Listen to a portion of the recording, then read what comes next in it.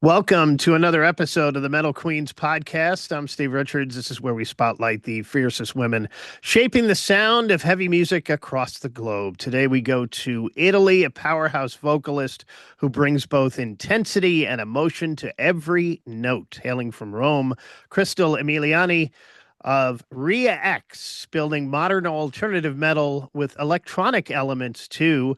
The Re-X have carved out a bold and dynamic sound, crossing language barriers with songs in both Italian and English.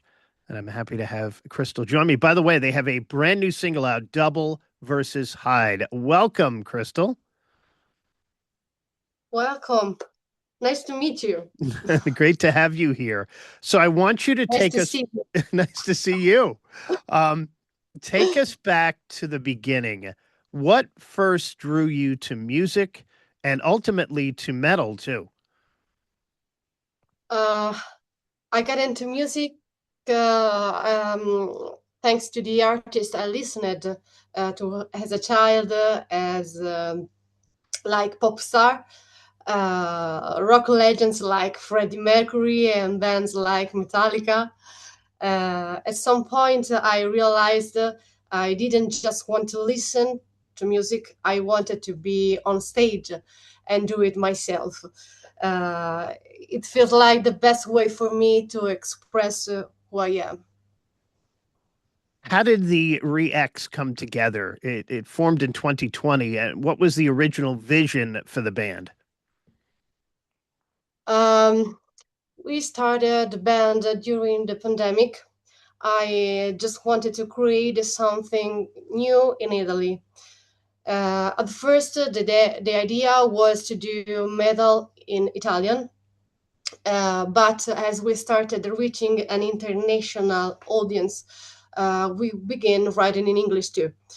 Uh, from the beginning, we wanted a sound that felt personal, mixing metal with a more cinematic vibe.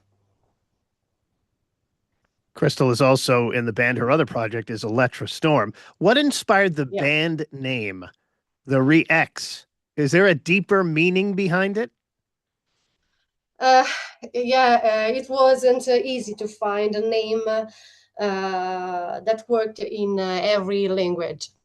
That was the main goal. React feels right because it's start and universal, but it also has meaning for us. Uh, re, re is a very versatile word, and for me and my guitarist, it's also a tribute to Queen, a band we love. And the X is like the unknown, something to discover, like the answer to a complex equation.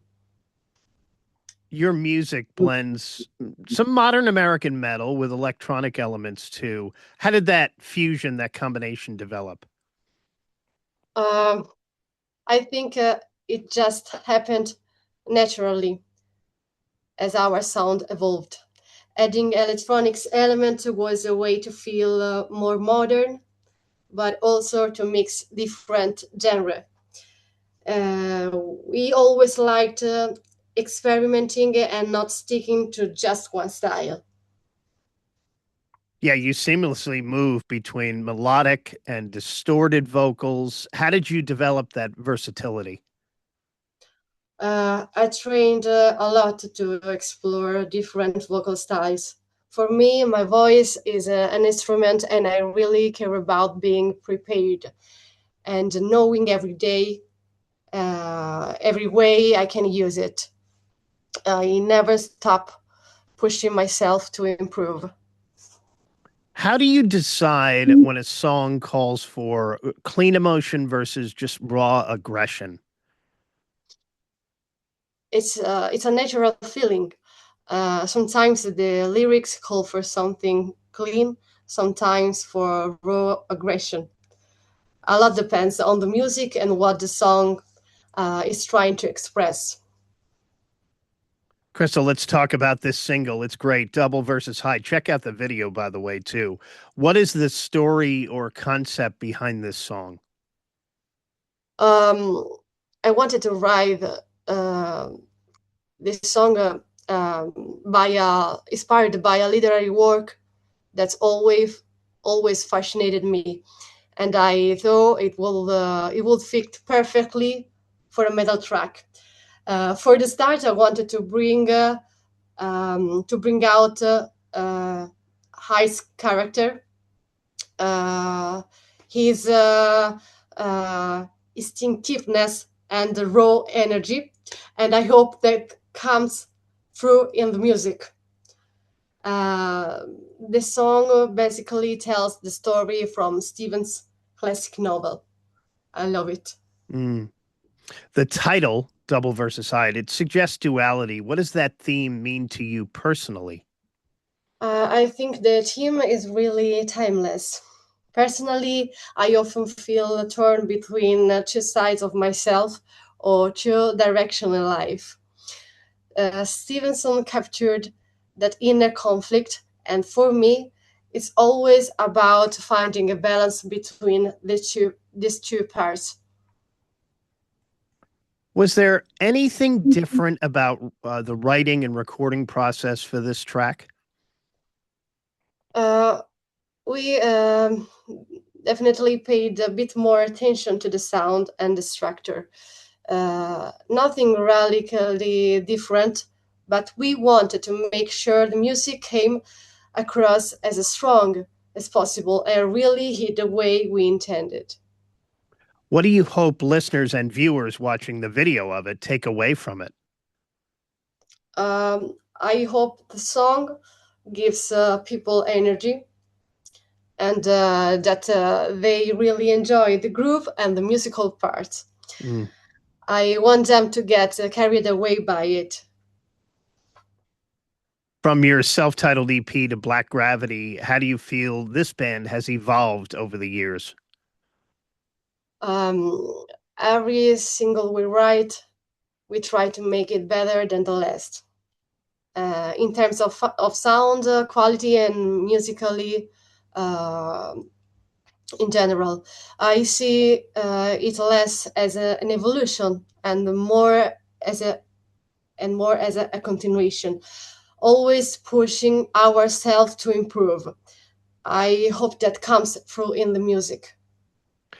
Tonare Vivere feels like a powerful statement. What did that album represent for you at that time? That album represented a moment of a personal growth and evolution for me. It was a period that made me change a lot and see things differently. Maybe moving from a more carefree time to a greater sense of awareness. Do you prefer writing in Italiano or English, or does it depend on the emotion of the song? I usually find it more natural to write in English because I feel the music that way. But sometimes I feel the need to express certain things in Italian. Or sometimes a line just work better in English. It really depends on what feels right for the song. There's a strong dynamic between your vocals and Francis D. Mary's. How do you build that interplay? For every song, we talk about when and how to trade parts. Some section work better with his voice, some with mine, and we choose that while building the track to make it sound just right. What has Ivan Danielle brought to the band since joining in 2022? Ivan Daniele definitely brought his drive for independent music and combine his ideas with ours uh, towards a shared goal. Musically, he had a lot in terms of drums, rhythm, making our songs feel even more complete, I think. How did that lineup change affect your creative direction? Uh, Changing the lineup always brings some musical changes, so things naturally evolved. I hope the changes are for the better, but of course, the audience opinion and judgment matter most. You've performed at iconic venues like the Ariston Theatre. What was that experience like for you? Um, the excitement of performing on a stage like that really hit in the days leading up to it. Um, but once we were there, it almost didn't feel real. But after the show, we realized what an honor it was to play such an important venue, and it was an amazing feeling. How does the energy of a live show compare to being in the studio? Uh, yeah, I think it's very different. Mm. There's energy in both the situation, but when you're in front of people, it feels different than seeing it without that direct connection. Your emotion came out in a different way. Personally, I love both experiences. Do you have a favorite performance or moment on stage so far?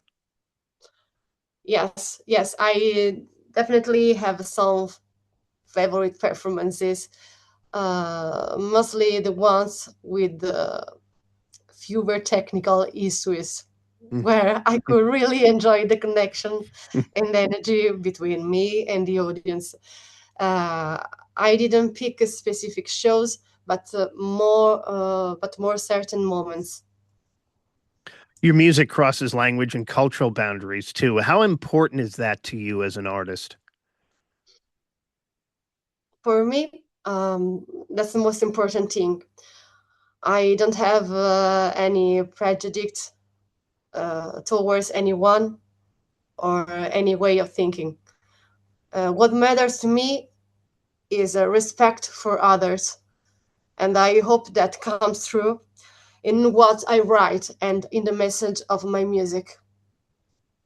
Crystal, what has the response been like to Re-X outside of Italy? Uh, Even though we have a growing fan base in Italy, the response outside of Italy is in genre is in this genre is always bigger. Mm. People abroad are more open culturally and musically, so it's always very rewarding for us. What has been one of the biggest challenges you've faced as a band, and how did you overcome it?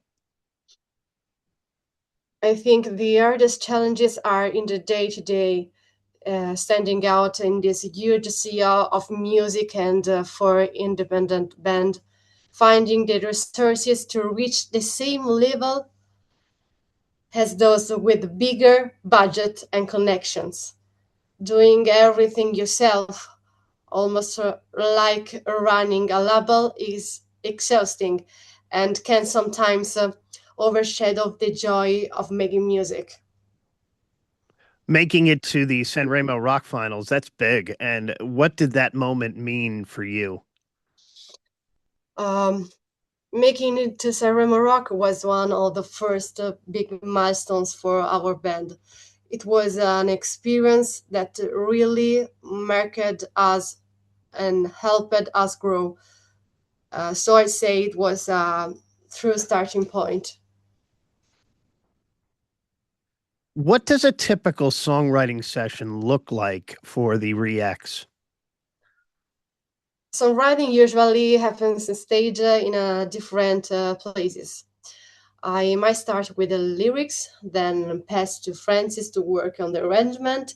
After that, Ivan gives his input and adds the drums, and we often go back and forth several times. So generally, it develops in different phases. So it's the lyrics first, usually, not the music for you.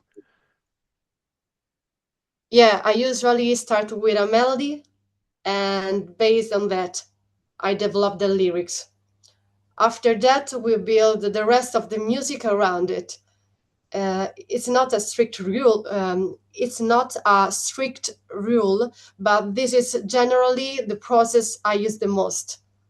And where do you draw inspiration from emotionally or thematically? I think it's usually more emotional, but not always.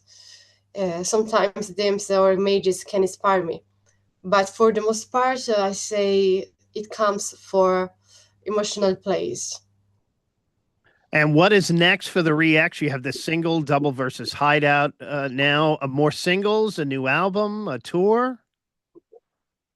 We'll definitely be doing some shows, and we are figuring out the best days for us. We'll also be releasing more singles. We're writing new tracks that will be out soon.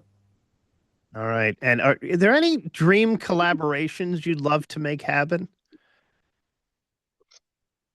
Yeah, finally, I have so many dream collaborations. Uh, some of the bands I really love are Avenged Sevenfold, Hailstorm, and Evanescence. Yeah. They are all top for me.